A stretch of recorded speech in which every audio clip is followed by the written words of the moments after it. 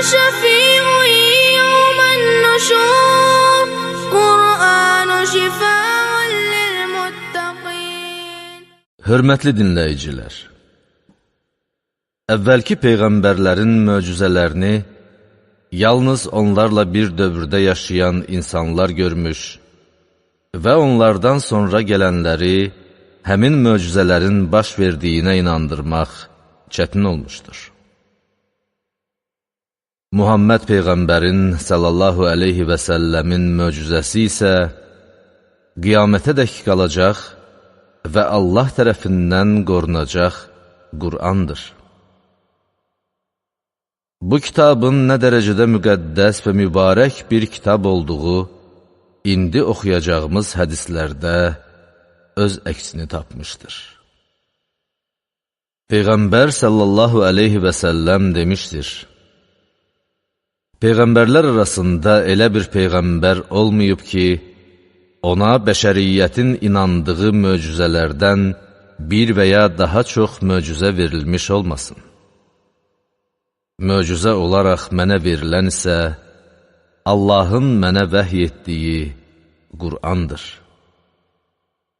Odur ki, qiyamət günü mənim ardıcıllarımın, onların ardıcıllarının hamısından çox olacağına ümid edirəm.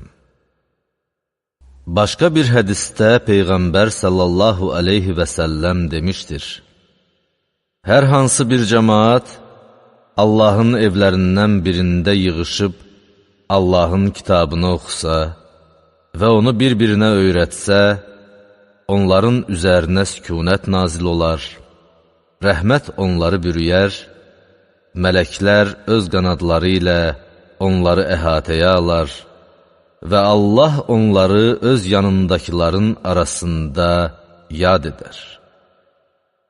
Digər bir hədisdə Peyğəmbər sallallahu aleyhi və səlləm demişdir: Sizin ən xeyirliniz Qur'anı öyrənən və onu başqalarına öyrədəninizdir.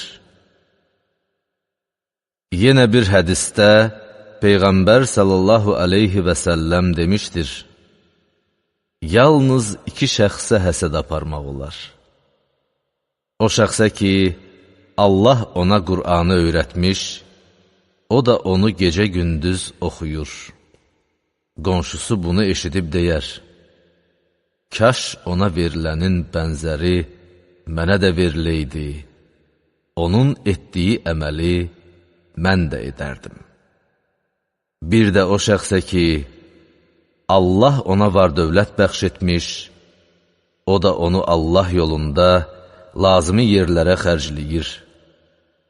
Onu görən adam deyər: Kaş ona verilənin bənzəri mənə də veriləydi, onun etdiyi əməli mən də edərdim.